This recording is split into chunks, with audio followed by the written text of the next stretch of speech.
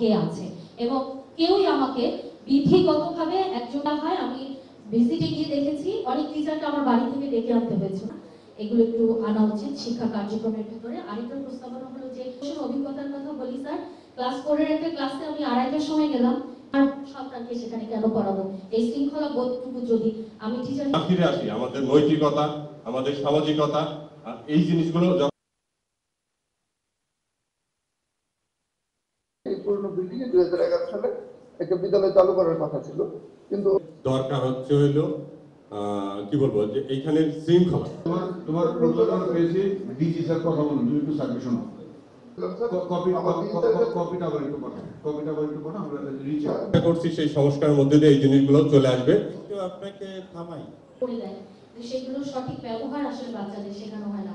Wash block যদি থাকে সেই এক্সিস্টিং ভবন ভাঙার কি পরিকল্পনা নিয়েছে? আমাদের বিভিন্ন রকম সমস্যা রয়ে গেছে প্রাথমিক শিক্ষার ক্ষেত্রে।